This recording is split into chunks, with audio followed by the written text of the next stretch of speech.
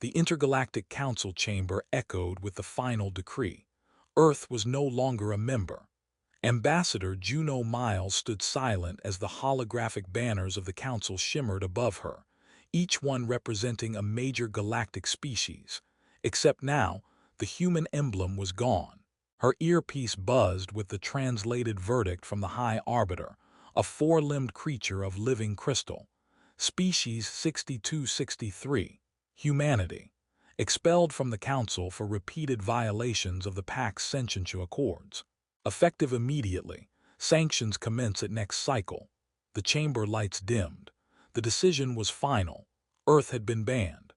Back on the Vanguard Ascension, Earth's flagship diplomatic cruiser, Juno sat with her second-in-command, Captain Rafe Calder, and tried to breathe through the rising chaos.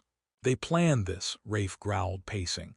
"The Varn, the Cordrex, even the damn T-Shale, they always hated how fast we advanced. They fear us." "Because we evolved in conflict," Juno said quietly. "We built peace, but they only see our wars." General Selene Park appeared on the screen from Luna Command. "Council trade routes will close. Orbital sanctions begin next week. We're boxed in." Rafe clenched his fists. "So what do we do? Curl up and die?" Juno stood. "No, if they don't want us in their council, we build our own." 5 years passed. What began as a fractured global defense initiative turned into something far larger. Earth's leaders consolidated under a new banner, the Terran Sovereign Alliance, or TSA. Once chaotic governments unified under survival pressure, pooling resources, science, and military might. With Luna shipyards operating at capacity, Mars providing raw minerals, and Europa's oceans hosting the largest synthetic fusion reactors, the TSA built something the Council didn't expect: independence. They weren't begging for a seat anymore. They were claiming space of their own. The breakthrough came with Project Phoenix, a quantum drive cruiser capable of outrunning any known ship. With it, TSA began colonizing unclaimed systems far outside the Council's jurisdiction. They formed alliances with fringe species the Council ignored or oppressed. They shared tech, offered protection, and in return, those species joined a new coalition. Within a decade, the Terran Empire wasn't just real, it was powerful. Not built on conquest but mutual survival. The Empire's charter demanded equality for all sentients, no matter their origin. It was a sharp contrast to the Council's elitist structure. Juno Miles became its first chancellor, but peace never lasts forever. The Council's retaliation came quietly: ambushes on trade routes, cyber attacks, the sudden disappearance of human diplomats in neutral systems. Then came the Rift event.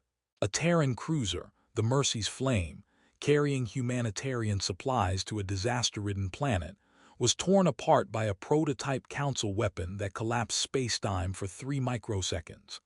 No survivors. The Empire demanded justice.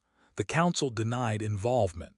Juno summoned her inner circle aboard the Empire's flagship, Lucidity Prime.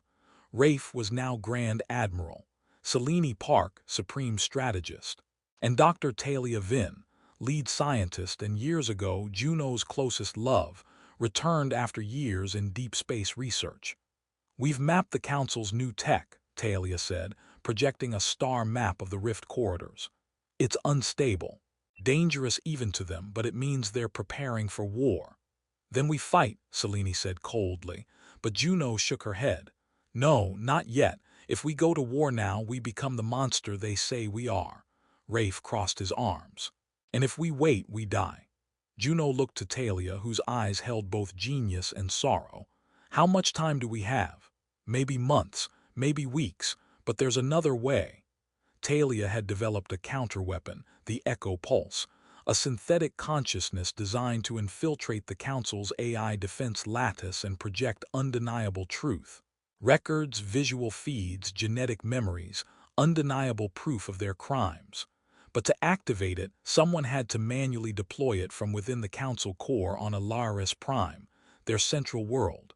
It was suicide. "I'll do it," Juno said. "No," Talia replied instantly. "You're too valuable." "I'm already a symbol," Juno said. "Let me be more." Rafe objected. Selene offered to lead a strike team, but Juno was firm. The mission launched under the cover of a trade negotiation pretext. Juno and a small team, including Talia, boarded a stealth shuttle and infiltrated Alaris Prime. Inside the core, memories returned.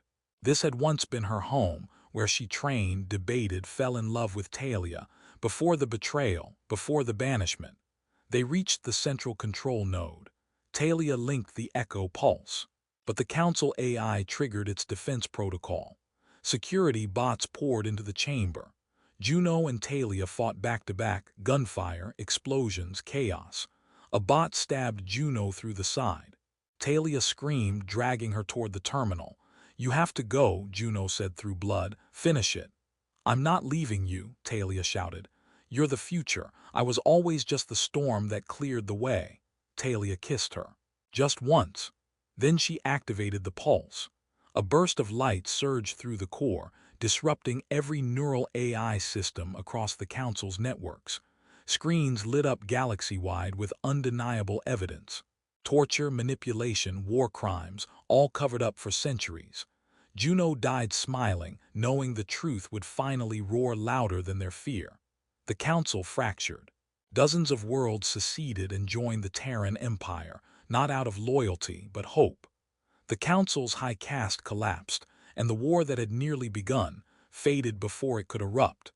Talia returned to Lucidity Prime, hailed a hero. But her heart remained hollow. Statues of Juno rose on a dozen worlds. The Sea of Sol was renamed the Miles Veil. Her name became a word that meant not just freedom, but revolution. Rafe continued to lead the fleets. Selene restructured the Empire's charter to ensure no ruler ever held unchecked power again. And Talia, she led the Memory Project, an archive that allowed every sentient being to share, store, and preserve their truth. 20 years later, a child asked her, "Why did they ban Earth in the first place?" Talia smiled, old and quiet. "Because we dared to think differently." "But we won," the child said. "No," she replied, looking out at the stars. "We survived and we made something better. Not a council, not a kingdom. An empire of equals born from exile, forged in memory, built on truth, and unstoppable."